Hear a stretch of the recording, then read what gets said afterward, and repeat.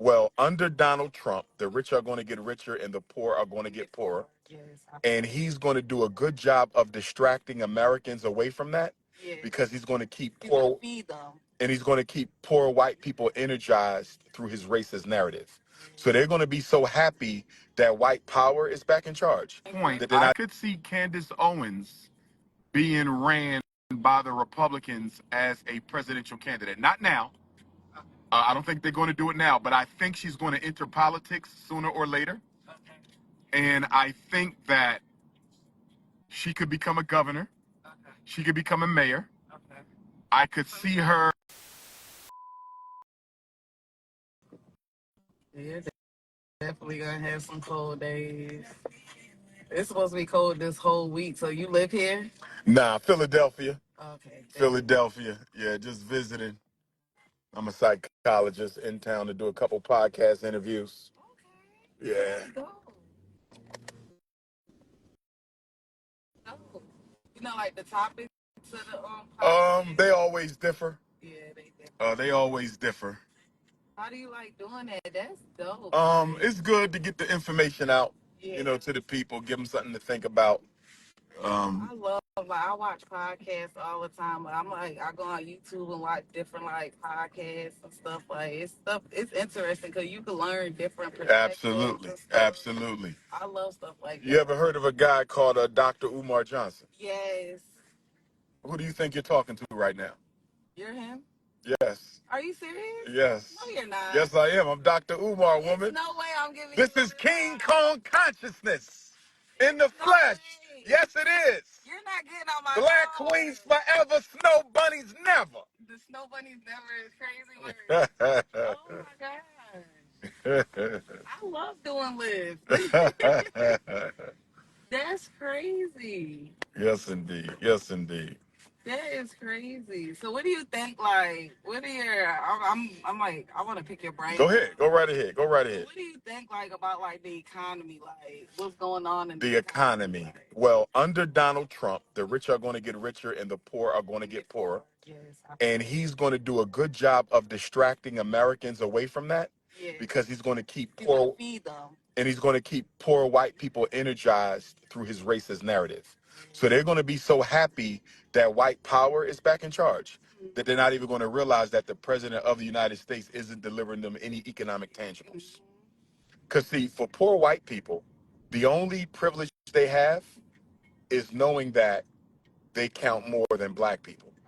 And so Donald Trump has to make sure he keeps them energized with racism because he's not going to give them any tangibles.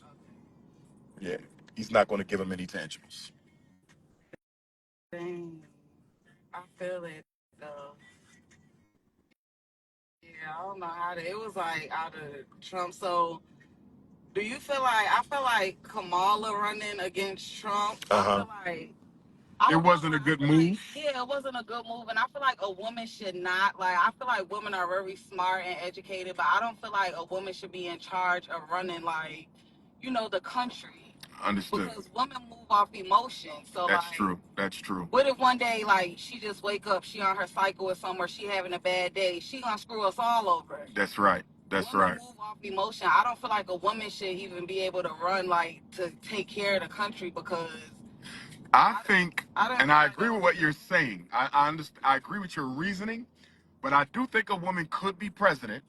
But to your point, she would need to have a strong cabinet of men around her to help balance out the feminine energy. got that, if you ask me. She don't got like that. Now, from another perspective, Okay. the president of the United States doesn't really make decisions anyway. Yeah. So she's kind of not in charge anyway. Yeah. Now, I will tell you this, though. I think the Republican Party are going to run Candace Owens. Okay. At some point, I could see Candace Owens being ran by the Republicans as a presidential candidate. Not now. I don't think they're going to do it now, but I think she's going to enter politics sooner or later. Okay.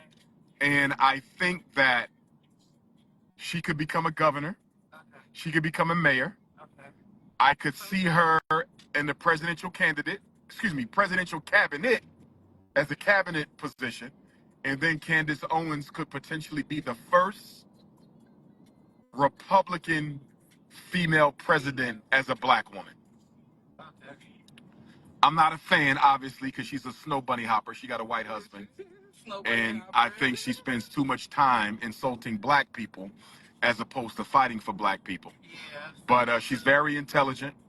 She does say some good things. And I can definitely see the Republican Party using her to be one of their gatekeepers to capture the black vote. Maybe not in the next election, but definitely in the future. Okay. Didn't they like cancel her for a comment she made? She made some comments about the Jews, I believe. And they kind of came at her a little bit. But I think she back. She back. I think she's back. So another thing. Okay, so me and my kid's father, like, we got like a group of friends, like all our friends are the same. Like, you know, they're married. We're the only two that's not married. Like, but we all come together and we have like, we call them great debates. Like, oh, powerful. We play games and then like we talk about certain topics. So we get on the topic of, you know, men leading and you know, women bowing down to let a man lead. Like, what's your perspective on it? In Yoruba culture, okay, there's a saying that men are the head of the house. Yes. But the women are the neck, okay, that turns the head. Without no neck, the head can't do anything, right? So I do see the man as the head, okay, but the woman, she still participates in the decision-making process. Yes. She keeps the house together. Yes. She clean, take care of the children. Yes, absolutely. So yes, the man is the representative for the family in society. He is generally the leader, yes, but the woman helps him lead though. You know, she's his assistant, you know, so I think sometimes it gets exaggerated too much. But what I try to get black men to understand is the woman will let you lead naturally if you're doing what you're supposed to do. You don't, if you got to force a woman to let you lead, something's wrong with you or something's wrong with her. Something's wrong with one of y'all. That's what we say, because they be like, oh, you know. Leadership is natural. If you look at the animal kingdom, everybody knows who the leader is.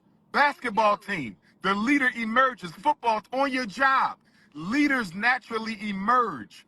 You don't have to fight to be the leader. It emerges. Even the dog understands that, like, the man is in charge. Like, a man has to be inside of a household, like a two-parent household. Even dogs understand it, like animals. Like, my friend, her point is, oh, I could work and I could do everything. No, you could still work. Nobody's saying that. But naturally, like you said, if you got to force, like, a man to do something or, like, to leave for you, then it's something wrong. Like, that's just not it's not working. Yes, I agree. Like, that's backwards. Like, oh, I could work. Like, my kid's father is African, so he's like... Which country? Nigeria. Ah, powerful. So he comes from, like, you know, like, he was raised as, like, you know, the female doesn't work. Like, okay, which is fine if he can hold you down. Yeah, but, like, he's very, like, he has businesses, like, actual moving LLC. Gotcha. He takes care of the kids. Like, he does his job. Gotcha. Like, he does what he's supposed to do. He's amazing.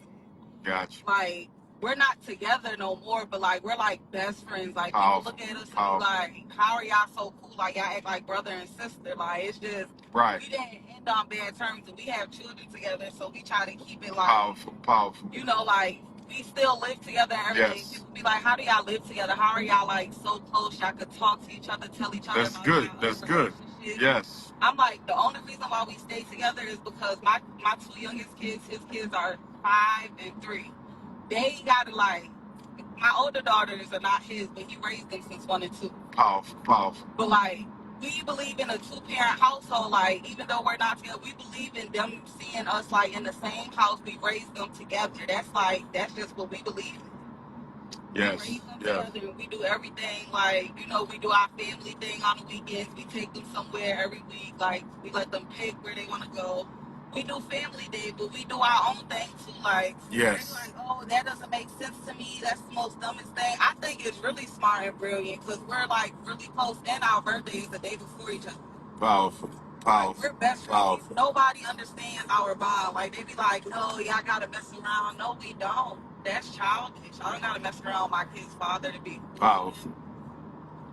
Look, I'm on the live while we conversate. They can't see you. They can hear you. Somebody said, y'all get along so great, why not give it another chance?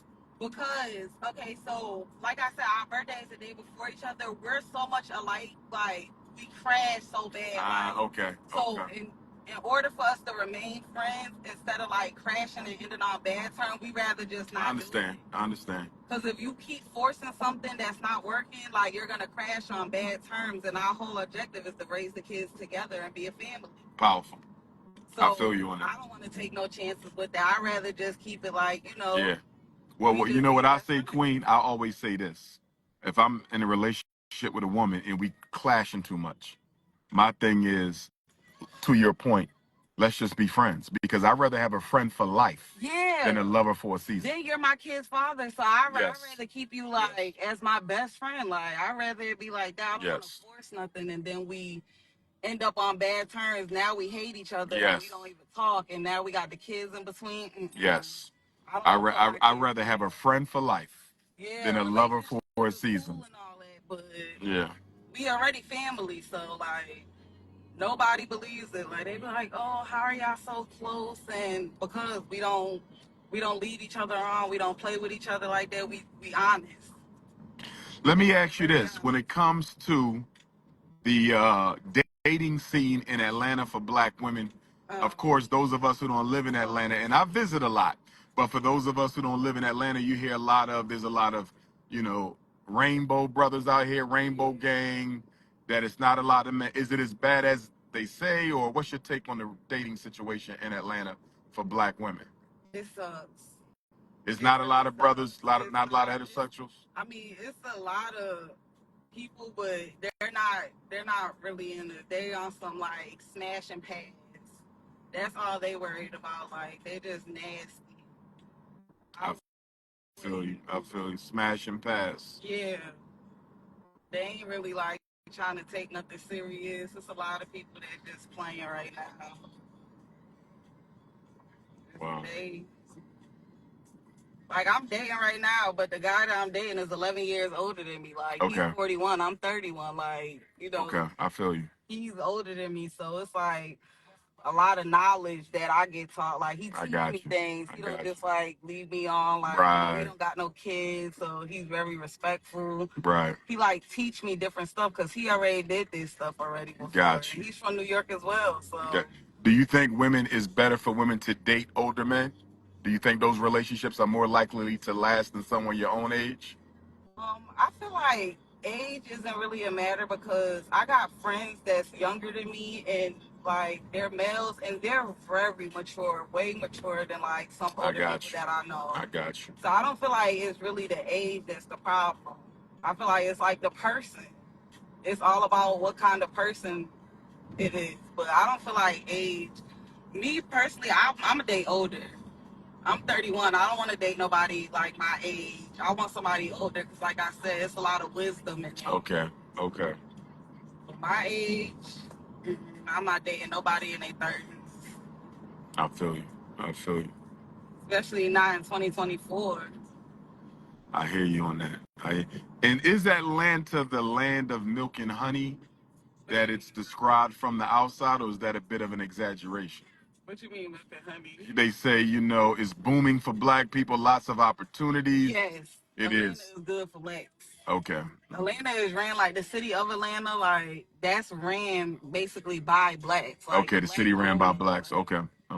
So Atlanta is really good, especially. And most of the city council Black, do you know? Yeah, I think so. I think, what's his name?